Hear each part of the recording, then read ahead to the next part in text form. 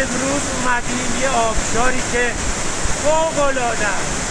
یعنی که عمرم یه همچین هیجان، یه همچین زیبایی ندیده بودم. شما رو دعوت میکنم به دیدن یکی از شگفت‌انگیزترین آبشارهای ایران، آبشار زیبای آبملخ در استان اصفهان.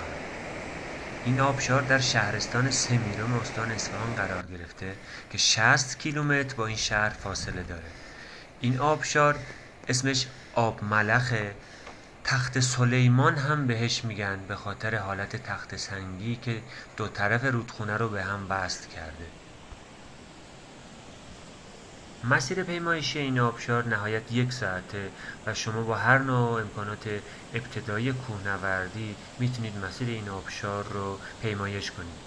وجه تسمیه این آبشار هم به خاطر وجود ترکیبات خاصیه که تو آب این رودخونه وجود داره و باعث از بین رفتن ملخ‌های مهاجم میشه که به عنوان یک آفتکش از این آب استفاده میکنن.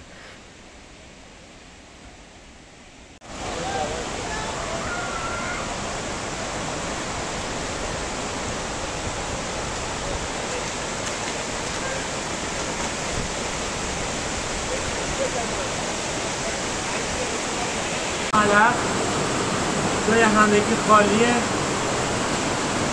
40 دقیقه از آفتاب ما رو سوزونده. ما که رسیدیم به اینجا جاتون خالی. خدایا به امیدتون. نقص زدم.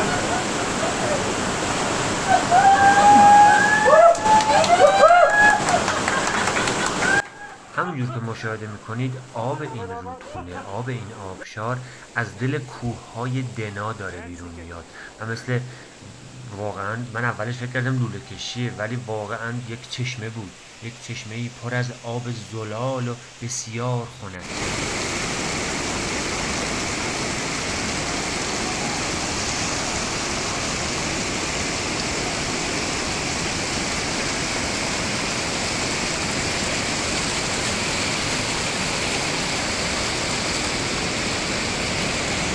آبشار تونل آبشار آبملخ فوق‌العاده است.